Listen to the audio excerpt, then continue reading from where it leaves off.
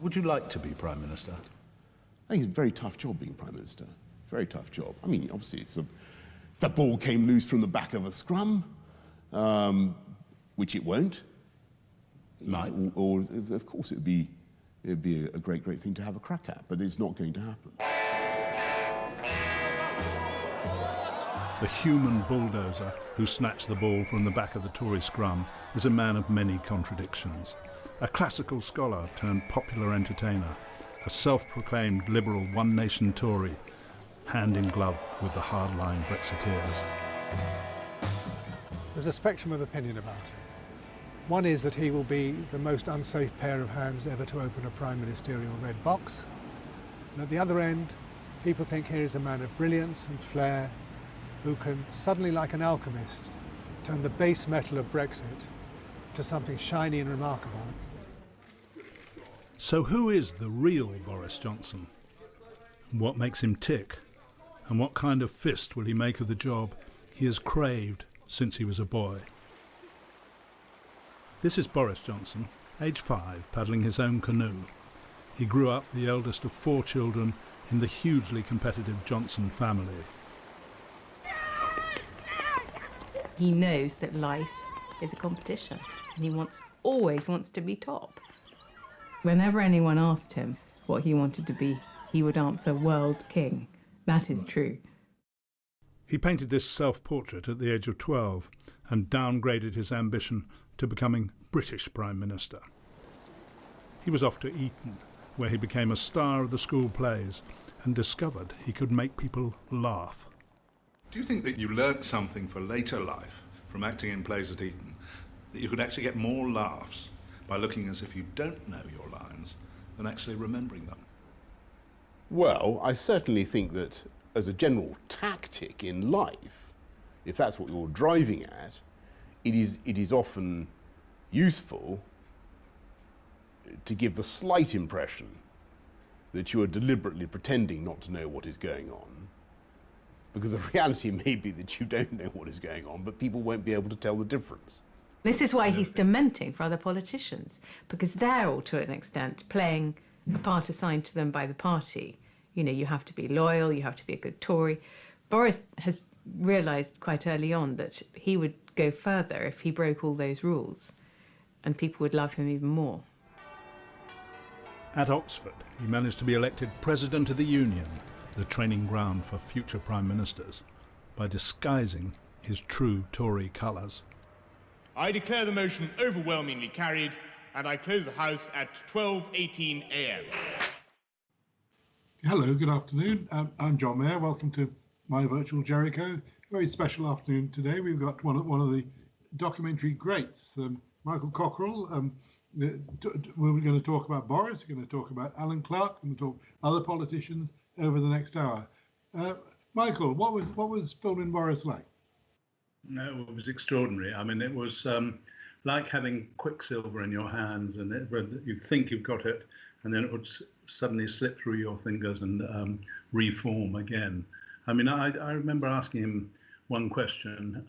It was about the famous zip wire, where he got stuck on the zip wire just before the London Olympics opened. And I use this device, which I have when I make these profiles of politicians, of showing them footage of their previous life. And I showed Boris himself being stuck on the zip wire.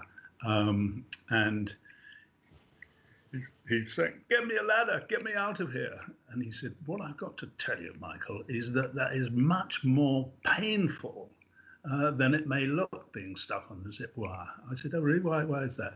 He said, "Well, after you've been stuck up there for some time, chafing starts to occur." I said, and where was the chafing, Boris?" And he said, "Well, I'm not going to go into details."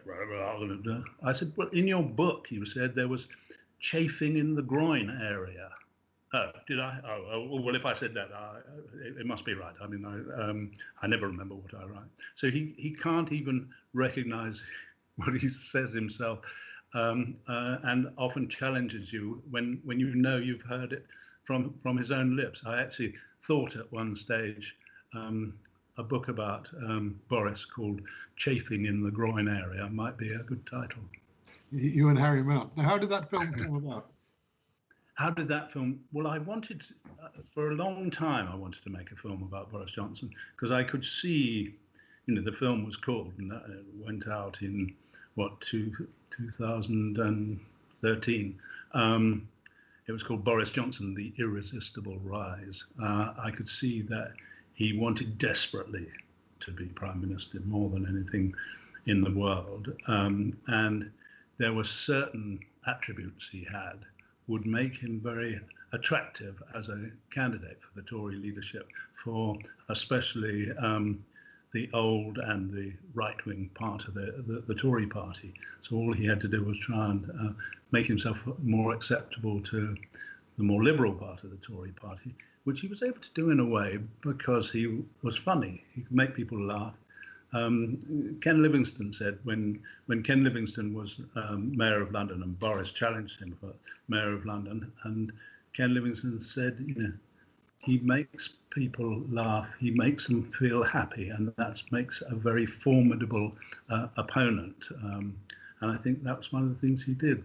What he also did was to do this wonderful kind of camouflage of looking as if he really didn't know what was going on, and this sort of everything's he's flying by the seat of his pants. Everything.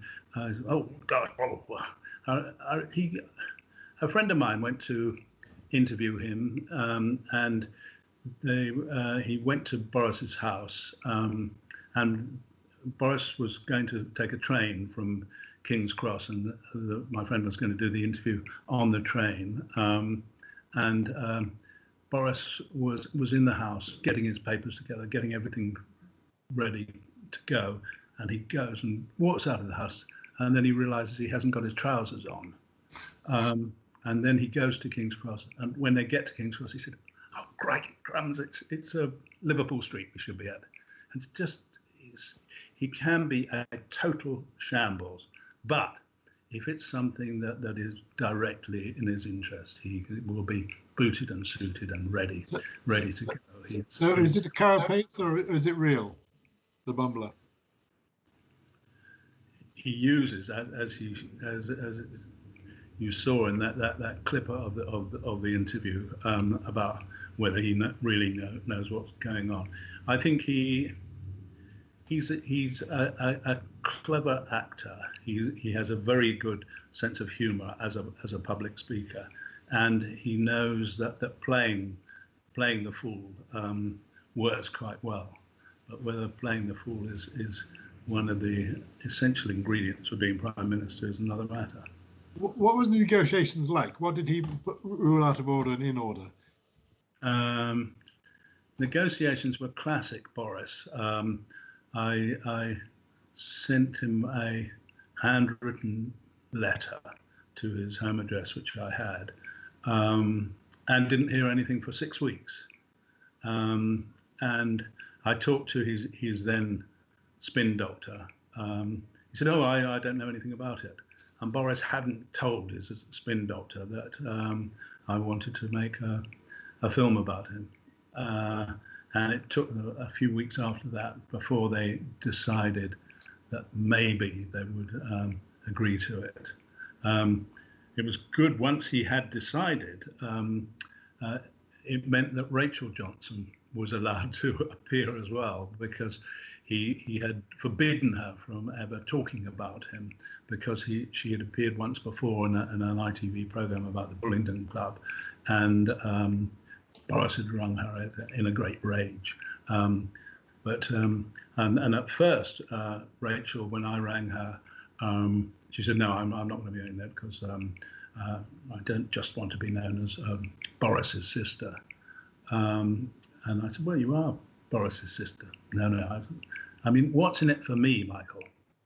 And I said, "Rachel, over the years, you've rung me many times about a story, which is a columnist, and I help you with ideas or whatever. Why not think of it like this? What's in it for me, Michael Cockerell, rather than what's in it for you, Rachel Johnson?" And she looked at me wide-eyed in astonishment. She'd never ever thought of things like that, but she agreed. What's Boris like? What is Boris like? Can be very funny, very charming, can be absolutely maddening. You never really know which he's going to be. Interestingly, there is beneath all the joking and bonhomie, there is. I mean, in these latest diaries by Sasha Scribe, she sees sometimes this lonely, worried, concerned man, and I think there is a little Boris underneath the big Boris. Do you feel guilty for having sort of built the Boris image? I didn't build it. I maybe intensified it. I mean, he said when he did agree, he said, "And this will be the only film of my life I will ever make." So he more or less played the game in terms of answering questions, but often he didn't answer the question, and however hard you tried, you couldn't get him to do it. Luckily, in terms of that, we spent a long time researching it and talking to lots of people and finding out as much as we could about what he was really like, and then all of that, of course, all went into the film. And someone called Eddie Mayer, a broadcaster, I assume he's your brother, John, is that right? My uncle. Hey, is he really? No. It's well, Eddie Mayer. It's North East Scotland name. Oh, right, okay. Eddie Mayer, just before the film was going to go out, he was doing the Andrew Marr show, because Andrew wasn't there, and they knew the film was going to go out, and so they said, "Oh, would you like to let us have a look at the film, and we pick out a clip and sort of trail it for next week?" And we said, "Yeah." So then Eddie got the film. He got all the work that we had spent months doing, and worked out some very good questions to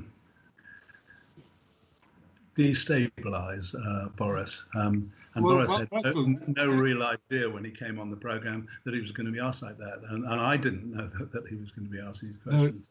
As you've teed it up so well, let's have a look at Eddie Mayer and Boris Johnson, shall we? Yeah. Let me ask you about some of the things that came up in the documentary. Right. Well, I haven't seen it, so you. No, but this happened in your life, so you know about this. The Times let you go after you made up a quote. Why did you make up a quote?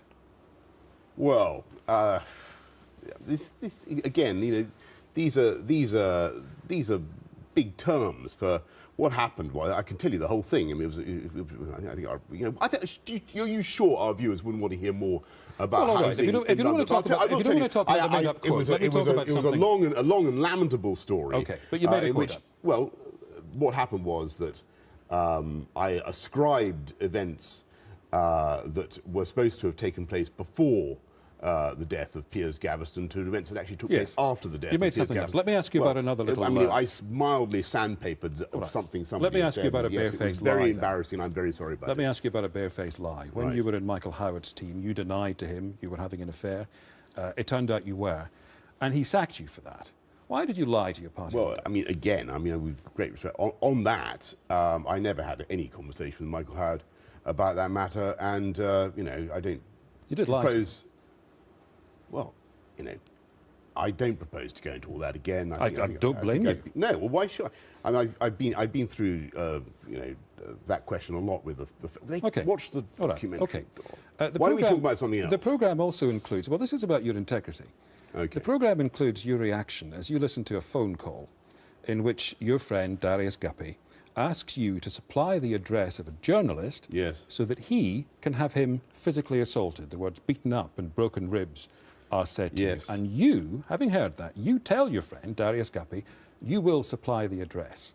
What does that say about you, Boris Johnson? Well, aren't you, in fact, Making up quotes, lying to your party leader, wanting to be part of someone being physically assaulted. You're a nasty piece of work, aren't you? Well, Eddie, I think all three things I would dispute.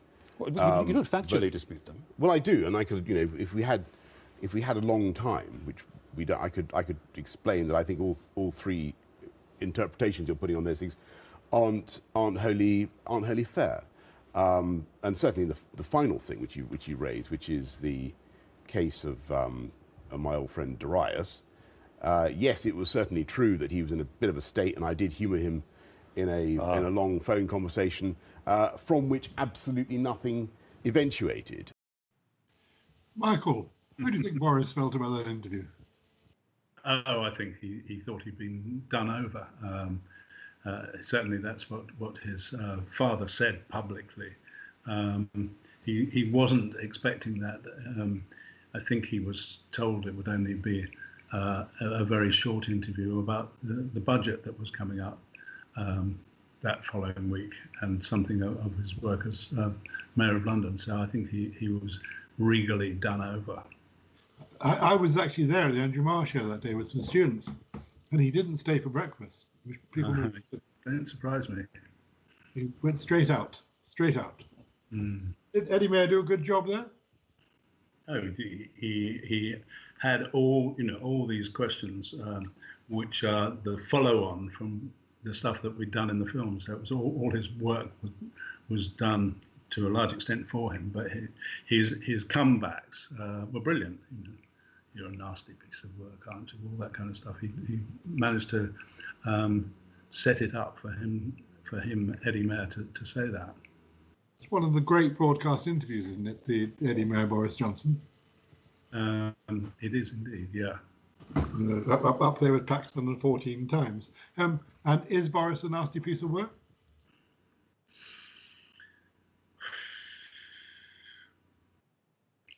When Boris was at Eton, his housemaster said Boris's attitude to life is that the rules and conventions that affect other people do not apply to him. And I think he's always, he loves to shock. He is prepared to go much further than anyone else will go. And he's doing it as Prime Minister, the prorogation of Parliament, and sort of the internal market bill. Sorry? The internal market bill, the bill that's going to Parliament. Yeah, exactly. That was what I was going to say, the internal market bill. And what many former Tory leaders say is no British Prime Minister should ever do something like this, where they are apparently prepared, to break the law on a treaty that they themselves have signed. He is a chancer. He flies by the seat of his pants, and he is prepared to shock. And he's always been like that. And to say nothing of his own personal life and the number of affairs that he's had and the people whose hearts he's broken.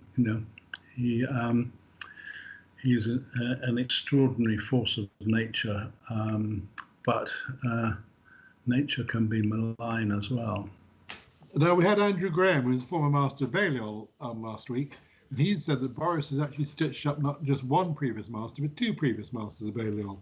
One of them, he made up a quote, I can't remember the other, but one of them was his godfather. That's right, but that was the question that Eddie Mair asked about. He was sacked from the Times for making up a quote from his own godfather, who was a distinguished academic, and he quotes the distinguished academic in his own favour, but distorts what the distinguished academic, his own godfather, said. He does things that take your breath away, and I think he will go on doing that as Prime Minister because he's got the biggest stage of all. How is he doing as Prime Minister, in your view? Be honest. Well, he's got what he could never have expected to get, just both at the same time, as well as all the complications of Brexit. He's now got the worst recession for 200 years or whatever, and he's got a global pandemic to deal with. So he's got nothing is ever quiet in Number 10, but I can't remember a prime minister having such a significant and prolonged baptism of fire, for which there is no easy answers. Do you feel he's in control of events or the other way around? This all goes back to, I don't think he's in control of events. I don't think any prime minister could really be totally in control of events, because everything has been so unpredictable, and COVID itself is such an unpredictable disease. So he couldn't, and the problem is that the kind of health versus wealth in terms of what do you do for dealing with the COVID and the lockdown and all the rest of that which makes the recession worse and worse. So it's very, very difficult. The other question, of course, is how much is Boris his own man in Number 10? That crucial relationship with that many leaders have with their people like Alistair Campbell or Rasputin, or the people who live in the Dominic Cummings. Or Dominic Cummings. Exactly. And Dominic Cummings is, believes in creative destruction, and Boris has been going along with Dominic Cummings' approach to changing the way the British government is run, creative destruction. And if you are someone like Dominic Cummings, for a leader, and you deliver, first of all, Brexit, and secondly, a general election majority of 80, and you say to the leader, you understand how the media works, you can make it all work. Mrs. Thatcher had the same with her spin Dr. Gordon Rees. I remember seeing that, because the people who can deliver you power and understand how the media works get elevated to an extraordinary extent. Peter Mandelson and Alistair Campbell the same. And it will greatly depend on how good Dominic Cummings' powers of fortune telling are over the next few months. What happens to Boris? Do you think it's going to end in tears?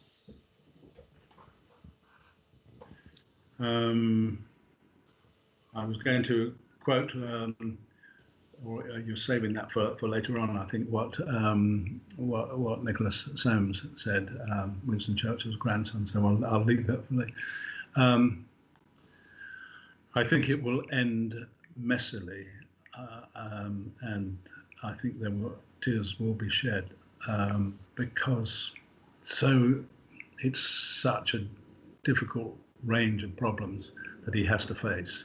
And I'm not sure that he has the determination to do all the hard grind that will be needed just to sort of keep afloat.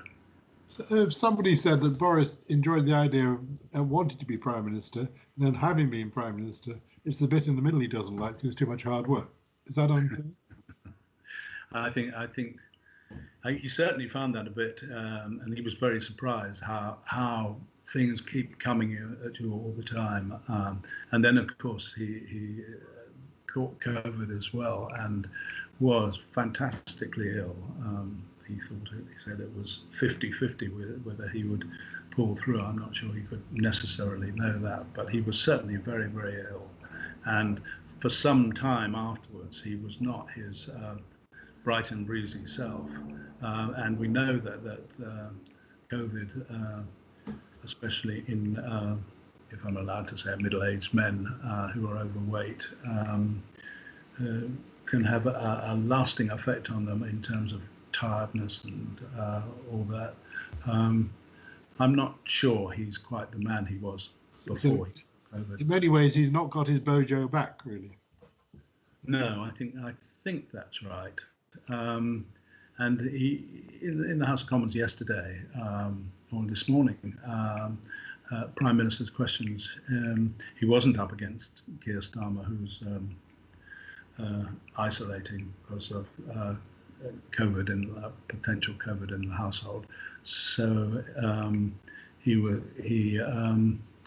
was up against Angela Rayner, who was pretty good, and he didn't squash her at all. He was almost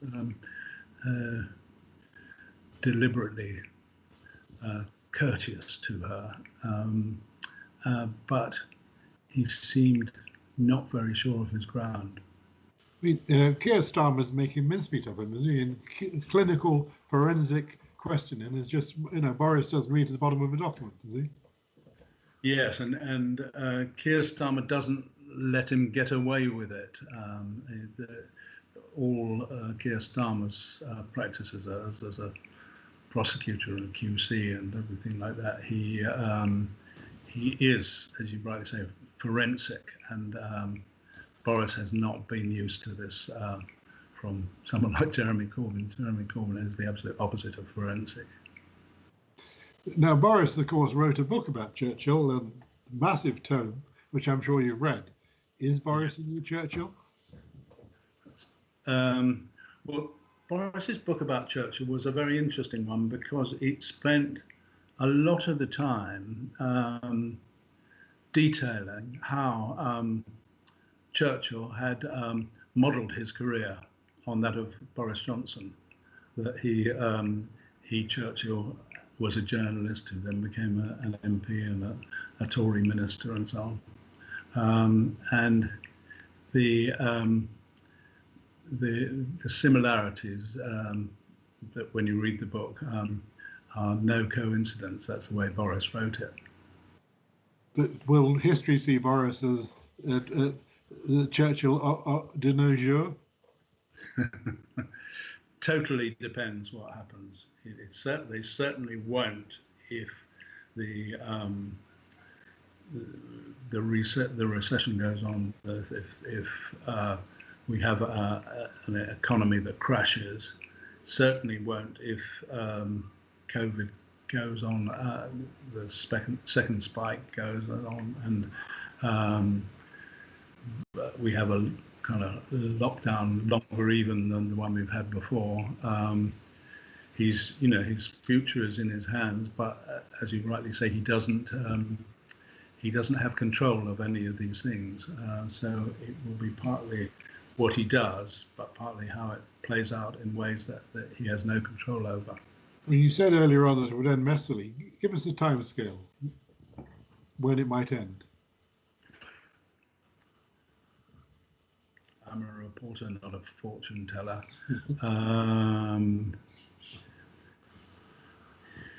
The way he has gone about things so far means to me that at any stage things could go belly up very badly.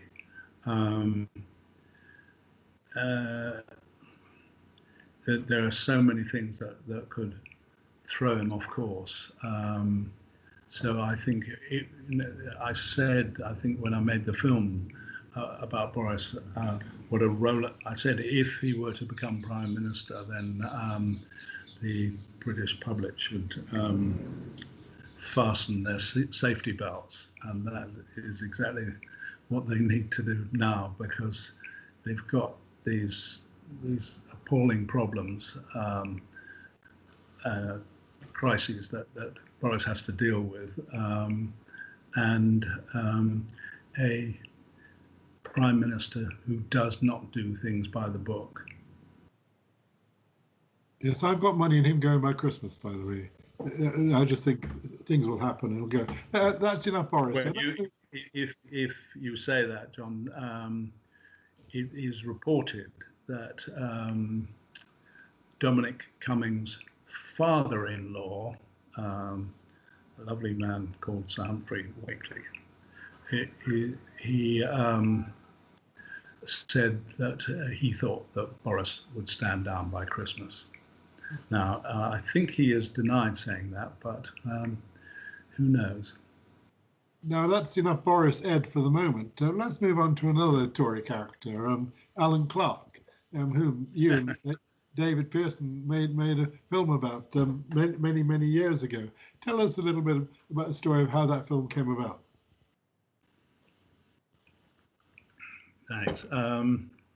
Yeah, I mean, many people don't really remember Alan Clark very well at this distance, but he was one of those extraordinary figures. He was a Tory backbencher who became a minister, who lived in a castle in Kent, had a very full love life, and could be hilariously funny, and also very shocking in his answers. I don't think I ever made a film where my jaw dropped open in astonishment so often as making the film about Alan Clark. We called it, well, when you see the titles of it, it says Love Story, and then the S drops off, and it's Love Tory. And it took me a bit of time to persuade him to do it. And when we were filming it, I said to Alan, he aged 28. He came from the Clark family, and his father was Kenneth Clark, former Lord Clark of Civilization. Yes. Exactly. And his wedding was filmed by the newsreels because the son of Lord Clark of Civilization was worth filming the wedding. And he had, when he was 28 and his wife-to-be was 14, he'd seen her on the beach at Rye in Kent, and sort of picked her up on the beach. He used to drive to her convent school in his Maserati, and married her when she was 16. And no one had ever talked to her about what she thought of her husband. And she said to me that she wouldn't appear in the film because it's Alan's film. And one day David and I were filming in his castle in Kent, and we were going to do one of the big interviews with him, with Alan Clark, and he wasn't there. And I said to Jane Clark, "Where's Alan?" And she said, he didn't spend the night here. He spent the night in London. He was up in London seeing his publishers. That was a euphemism. And I said, well, can we film you? No, I told you, Mike, I don't want to be in this film. I said, well, can we film anything that you may be doing? She said, well, I suppose I can't stop you from doing that. And after about a couple of hours, she comes out of the castle with a cocoa tin of grain, which she sprinkled on the lawn for the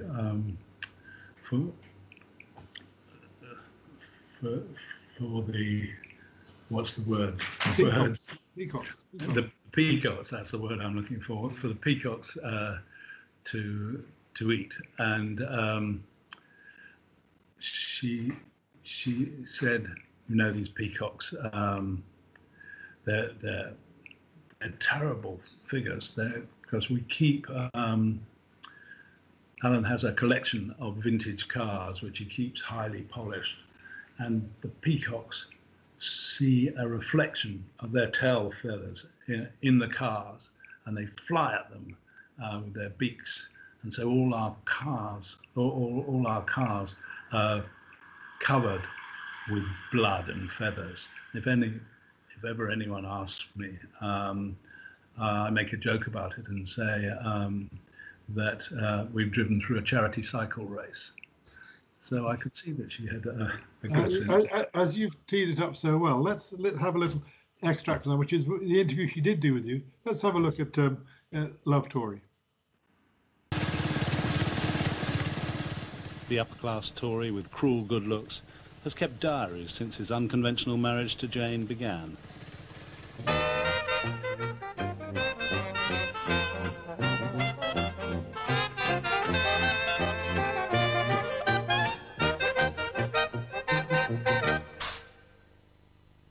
Was it just the two of you on your honeymoon? What do you mean? Well, you know, we were staying with some friends. Anyone else? Well, you'll have to ask Jane about that side of it if you want further illumination. There's none of my doing. Was it just the two of you on your honeymoon? No, there seemed to be an awful lot of people on honeymoon, actually. Various people turned up in Positano. But he mentions in the diaries that it was a triangular honeymoon. Christina turned up. Who's That's Christina? Right. Christina was his girlfriend. She turned up on the honeymoon? Yes, she did, amazingly. What did you think of that? There's none of my doing. None of your doing? No. I mean, I was.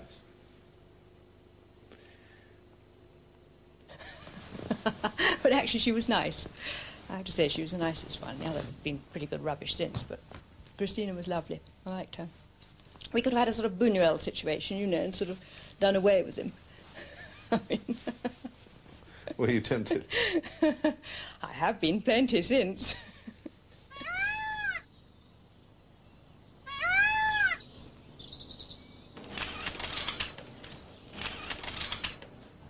Clark relished the limelight in his decade as a minister.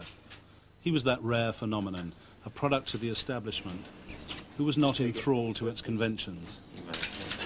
And as a minister, he was prepared to speak his mind in public, even when it contradicted the agreed government line. Quite often I disagree with government policy, and I think it is really too bogus if you don't let that show at all, because it's unfair on the public. I mean, it's a travesty of democracy, really, to pretend that whatever it is, 60 or 70 people are all absolutely unanimous about some particularly wasteful or idiotic measure. But, and you must be allowed a little leeway, I think. All his life, Clark has been looking for a little leeway. He grew up in a wealthy upper-class family, but it wasn't a happy childhood.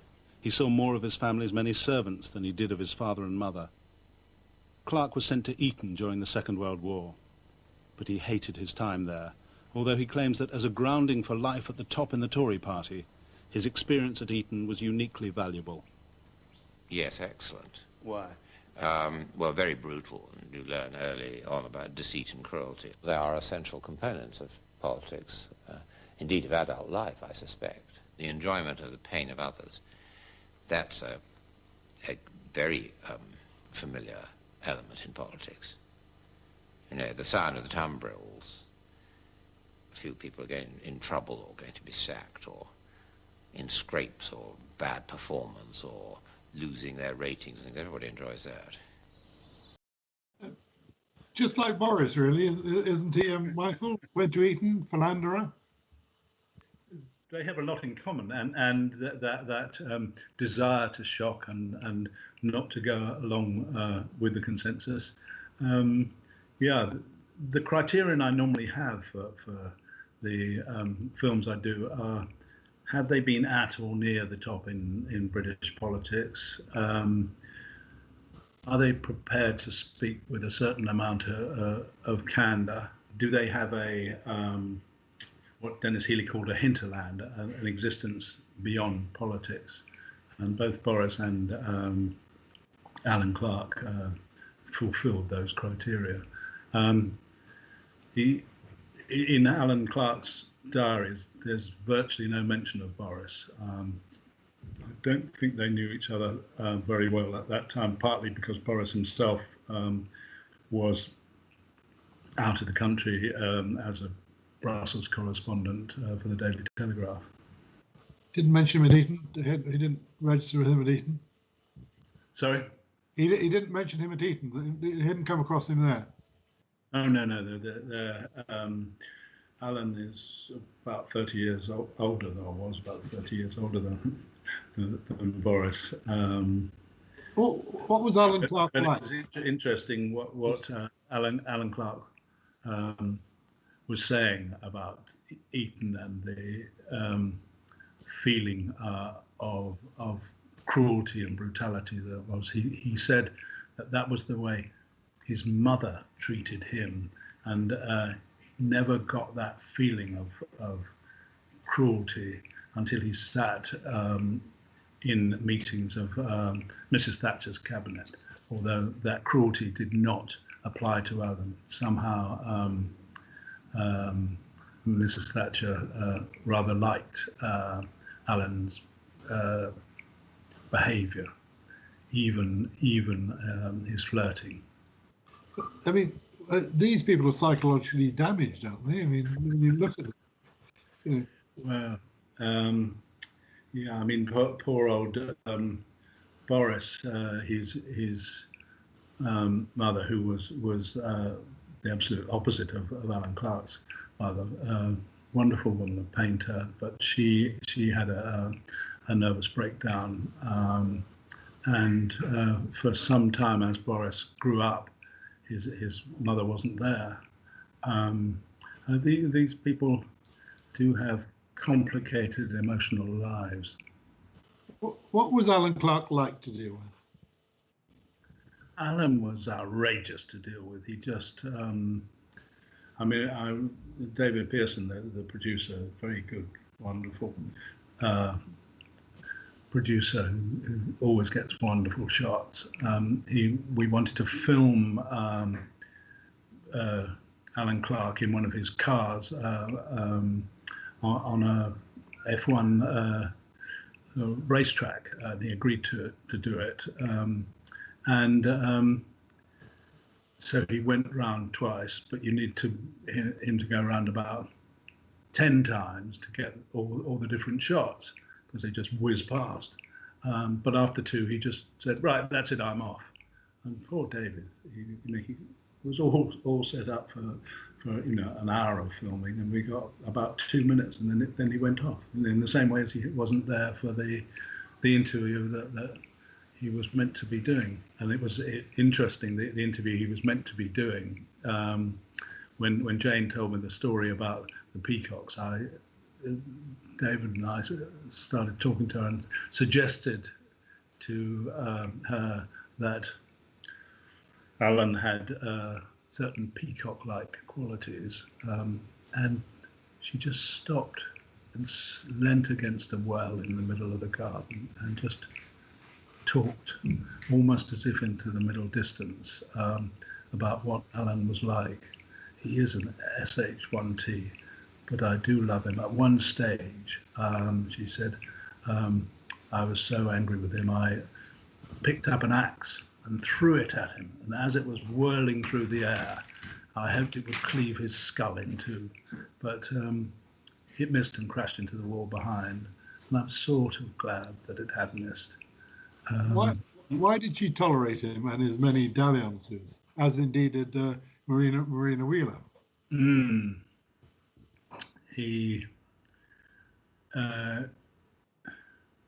She said that despite everything, she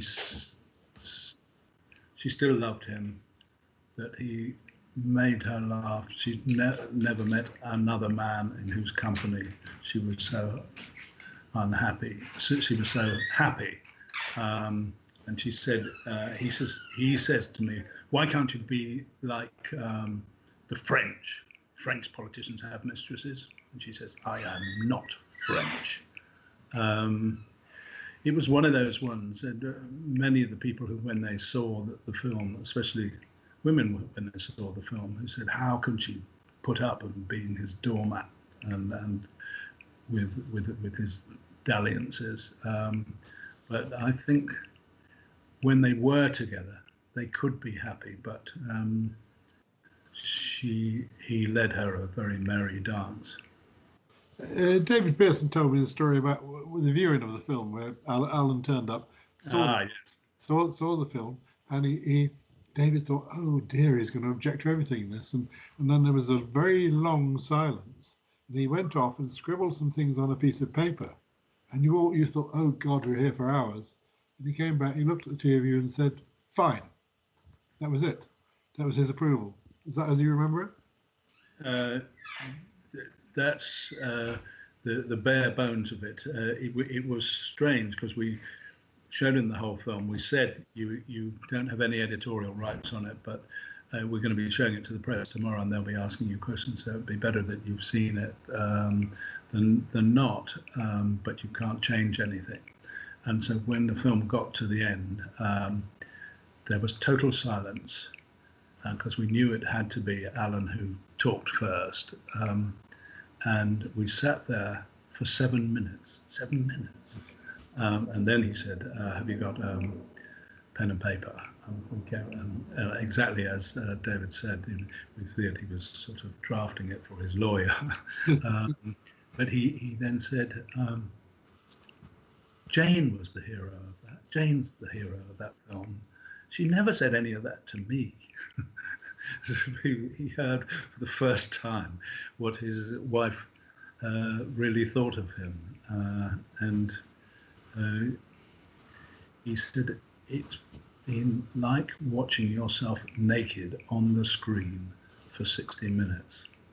And it wasn't a pleasant experience. I thought that was the greatest compliment we ever had for a film. No, you love politicians. You've made however many films about them. You spent 6 years trying to film inside the Commons. Tell us how that came around. Yeah, I wanted to make a film inside the House of Commons, but people have been wanting to make a sort of fly on the wall inside the House of Commons for about 40 years. There was one made 40 years ago, which was very much a kind of take another look at life again soon, that kind of film. But we wanted, real behind the scenes, see what the whips do, see how the parties operate. What is the 1922 committee? How does Prime Minister's questions work? What about planted questions? All those kind of gritty questions. So we went to see what was called the Administration Committee, a number of MPs from both parties or three parties, which decide whether they recommend to the ruling body of the House of Commons, which is called the Commission. And I remember saying to the production company that I was doing it with, be prepared to put aside the next 5 years of your life, and by then you will learn more about the extraordinary tortuous working ways of decision making within the House of Commons that you would ever want to know. I was wrong. It took 6 years. First of all, in 2008, the next year came the MP's expenses scandal, and they were not keen on having cameras in. And then came the election of 2010, and we managed to change the membership of the administration committee. Yes. To get some people who might be more sympathetic to our cause, and that happened. And eventually, after 6 years, they let us in, and we said they could have no editorial rights on it. If we're going to do it, we've got to do it our way. But out of courtesy, we will show you the film before it goes out, and if there are any questions of security, and clearly we would listen to you, and we wouldn't do anything that damages security. But that would be it. And they all played the game very well, although there were a number of Conservative MPs, right-wing Conservative MPs, who thought it was a hateful thing that the cameras had been allowed in. And there was one, wasn't there, who thought you were total shit and wouldn't let you film anything. Are you prepared to name him yet? Sorry, say that again. There was one MP who thought you were total shit, you shouldn't be there, and refused to participate in any shape or form. A Tory MP, whose name I forgot. Really? There were a number of Tory MPs who thought it was a terrible idea that we should be allowed into film, and at one stage they organised what was going to be, we had the cameras on the floor of the House of Commons, and they were going to bump into our cameraman and knock him over if possible, and then we could be blamed for stopping the proceedings of the House. But luckily we learnt about this from the security people in the Commons, and it was averted. But a number of Tory MPs were quite unhappy. I don't know the one. Okay, I mean the things you learn at Eton. Now one person didn't object. Let's have a look at a little clip from that, and you might recognise this person. It's the morning of the state opening, and for the Commons top brass, it's best bib and tucker. For the Speaker, John Bercow. This is the state robe that I wear on the occasion of the state opening.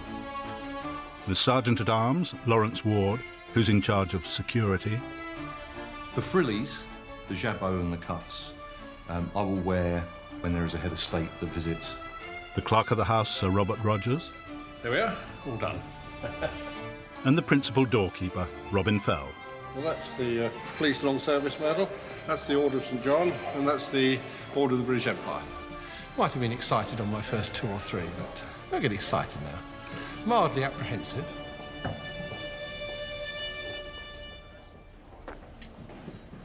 There's something strange going on in the cellars.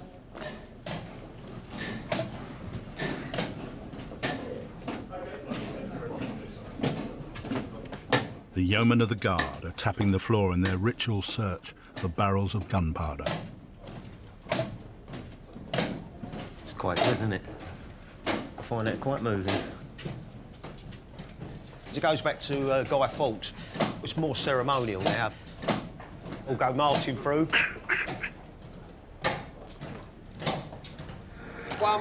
Good. As the Commons doorkeepers line up for their annual group photo, the Sergeant-at-Arms realises he's forgotten his white gloves. Robin? Me, Richard and Leslie haven't got our gloves. Should we get the others to take theirs off? Could the associates remove their gloves, please? I'll tell you why later. Please have a great day. You know, today is about fun. Good luck. Okay, was it fun for you making that, Michael? It was fantastic in some ways. You know, I've been going to the Parliament for over 50 years, and I still get a kick every time I go into Parliament. And to get access really behind the scenes, I mean that's the servants of the House in that clip. But we also got access to Prime Minister's questions, meetings of the whips, or a whole range of things that you don't normally see, and it was very exciting, and made a 4-part series out of it, and it was in the run-up to the 2015 election, and so there was some quite interesting stuff if you look at the thing again now in terms of the rise of the Brexiteers and what was going to happen in the referendum. You became sort of part of the furniture, didn't you? There's at one point Cameron turns to you and says, "Are you still here?" Yeah, and he took quite a long time to agree to talk. He was very good when he did talk. He talked about Prime Minister's questions, and he said there isn't a Wednesday, PMQs are on a Wednesday, that I'm not full of fear and shivering, and I think that they're going to come in 5 minutes and make me go in, and I wish it would go away. So he really, you know, the normally so self-confident Cameron was quite concerned about Prime Minister's questions. We managed to find out that there was a man who's subsequently become reasonably well known, who was his principal private secretary, who would send out emails every Wednesday morning to Conservative backbenchers with helpful questions that the Prime Minister would be happy to receive. And I talked to Cameron about it, and he said, "Oh well, no, wouldn't get too worked up about it. I mean, all parties have to have messages, and so you need to coordinate the messages. But to have patsy questions like that." Who was that? Who was that man? Who? Gavin Williamson. The well-known Secretary of State for Education. Exactly. He passed that exam. Yes. So did I said just one thing about David Cameron. I said, well, how do you find Parliament? He said, well, it's very strange. He said, it's 1/3 a museum, 1/3 a church, and 1/3, no, wrong, get it right. It's half a church, half a museum, and half a school. 3 halves. I don't know where he went to school. Eton. Do you like politicians after all the films you made about them?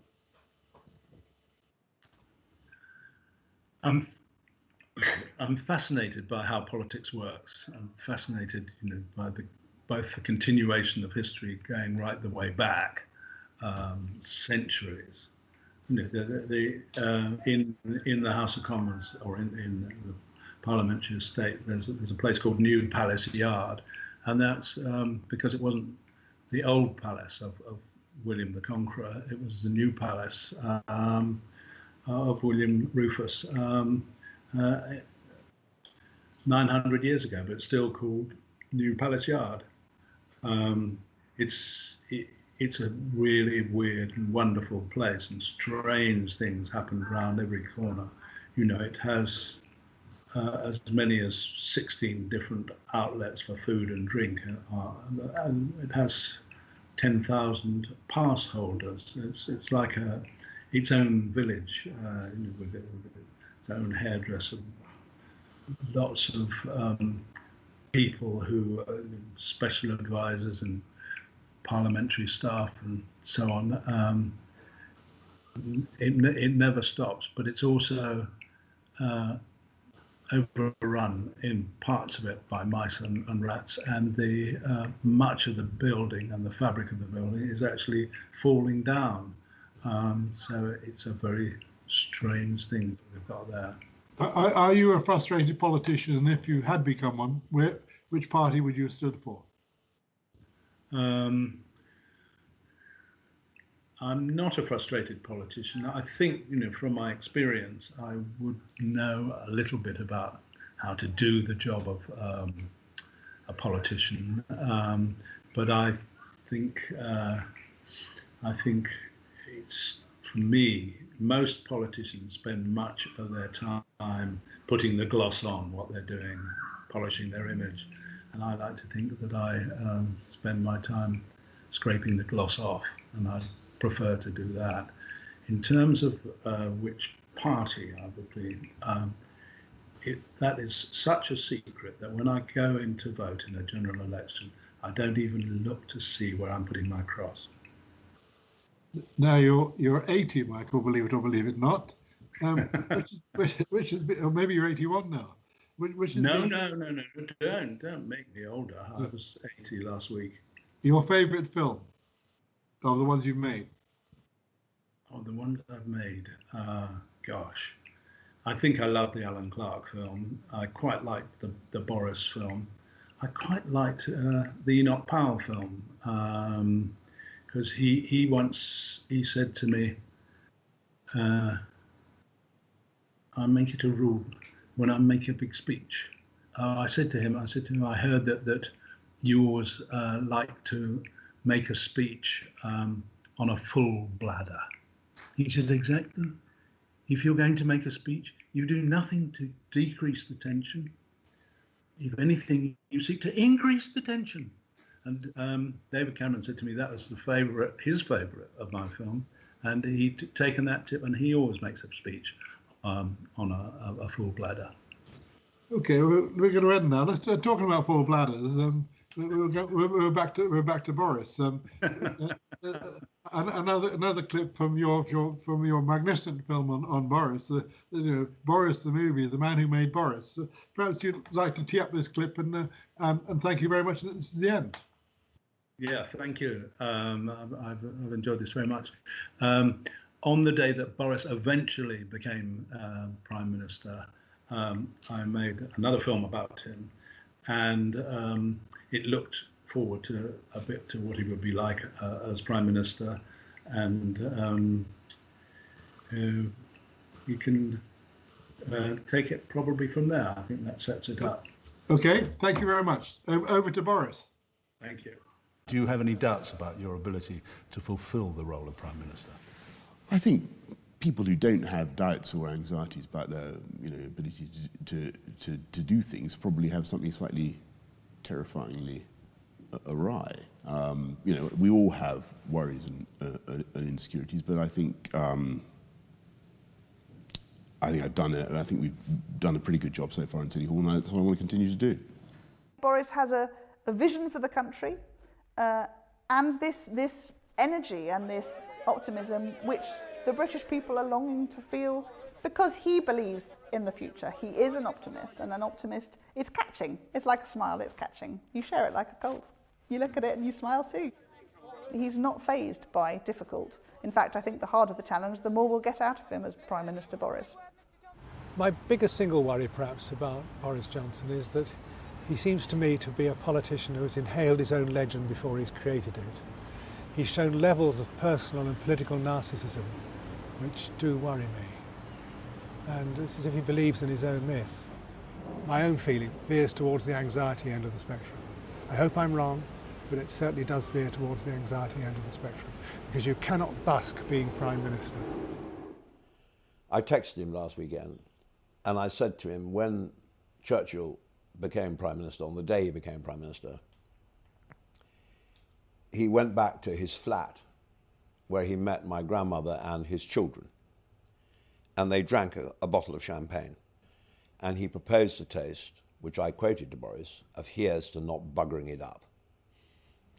And I said to Boris, I can't possibly vote for you. I can't vote for you. But I pray for all our sakes, you don't bugger it up.